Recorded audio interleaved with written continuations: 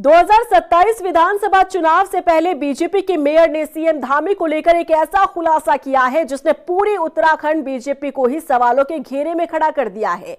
BJP नेता दीपक बाली ने दावा किया है कि 2022 में पुष्कर सिंह धामी हारे नहीं थे बल्कि हराए गए थे, यानी कि सीएम धामी के खिलाफ साजिश रची गई थी और वो साजिशकर्ता आज भी बीजेपी में है।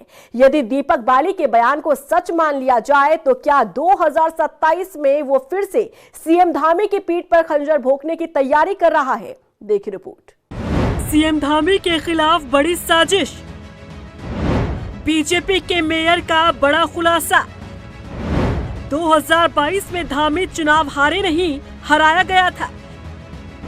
सवालों के घेरे में पूरी उत्तराखंड बीजेपी के मेयर और उत्तराखंड के सीएम धामी के करीबी दीपक बाली ने एक ऐसा बयान दे दिया जिसने पूरी उत्तराखंड बीजेपी को ही सवालों के घेरे में खड़ा कर दिया है। पहले आप ये बयान सुनिए। आप जानते हैं कि माननीय मुख्यमंत्री श्री पुष्कर सिंह धामी जी चुनाव हारे नहीं थे खटीमा से, उनको चुनाव हरवाया गया था। उस दिन के चलते हुए षड्यंत्र आज तक जारी है। उस दिन के चलते हुए अवरोध पैदा करने वाले उन गिरोहों के लोगों के प्रपंच आज तक जारी हैं। सुना आपने, बीजेपी के मेयर साफ शब्दों में ये कह रहे हैं कि 2022 विधानसभा चुनाव सीएम धामी हारे नहीं थे बल्कि उन्हें हराया गया था, यानी कि पुष्कर सिंह धामी के खिलाफ साजिश रची गई थी और जिसने ये साजिश रची वो आज भी बीजेपी में है। यदि दीपक बाली के बयान पर यकीन करें तो सीएम धामी को धोखा देकर उन्हें उनकी सुरक्षित सीट से ही हराने की पूरी प्लानिंग की गई थी। पार्टी में ही रहते हुए किसी अपने ने सीएम धामी की पीठ पर खंजर भोंकने का काम किया। कहना चाहिए कि इस बाल्यकाल से युवावस्था की तरफ बढ़ रहे प्रदेश की बागडोर उनके हाथों में दे दी। यह विश्वास था उस पार्टी संगठन का, लेकिन यह भरोसा और विश्वास उनको रास नहीं आया और ऐसे लोगों ने एक कहना चाहिए कि एक गिरोह के रूप में सक्रिय रूप से ऐसे काम करने शुरू कर दिया कि जैसे वो भारतीय जनता पार्टी के अंग नहीं है, वो विपक्ष के लोग हैं और लगातार उनके ऊपर आरोपों और प्रहारों का एक ऐसा सिलसिला जारी किया ये जो आज तक जारी है।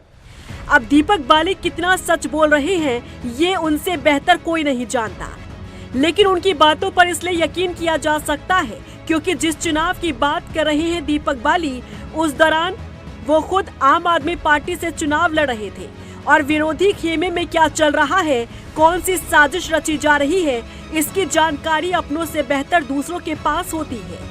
हालांकि निकाय चुनाव में उन्होंने बीजेपी की टिकट पर चुनाव जीता और काशीपुर से बीजेपी के मेयर बने और दीपक बाली सीएम धामी के करीबी भी माने जाते हैं, फिर तो उनकी बातों पर यकीन किया जा सकता है। अब सवाल है कि आखिर वो कौन है जो पार्टी में अपना बनकर बैठा है लेकिन काम विरोधियों जैसा कर रहा है।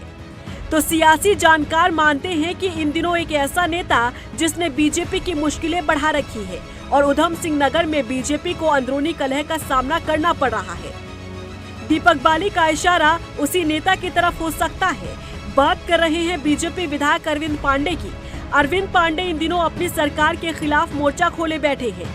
कभी अपनों पर सवाल तो कभी शक्ति प्रदर्शन के जरिए अपनों पर दबाव बनाना बताता है कि 2027 में चुनाव उधम सिंह नगर से बेहद कठिन हो सकता है।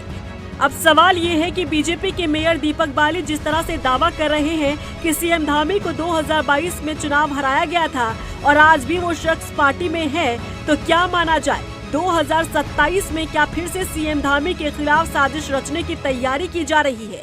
देखिए, जितने मर्जी षड्यंत्र कर लें, बेशक उन्होंने मुख्यमंत्री जी को खटीमा से हरा दिया, लेकिन चंपावत की जनता ने उन्हें अपने दिलों में जगह दी और एक भारी विजय के साथ जो है उन्हें पुनः उत्तराखंड का मुख्यमंत्री बनाया।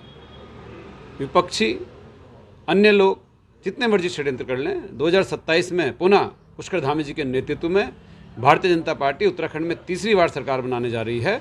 और मैं जानता हूं कि षड्यंत्र करने वाले वो लोग हैं जिन्हें यूसीसी से दिक्कत है, षड्यंत्र करने वाले वो लोग हैं जो नकल विरोधी कानून से परेशान हैं, षड्यंत्र करने वाले वो लोग हैं जो थूक जिहाद से, लैंड जिहाद से जिनका कहीं ना कहीं सरोकार जुड़ा हुआ था, और धाकड़ धामी का बुलडोजर इन सब लोगों के खिलाफ गरज रहा है।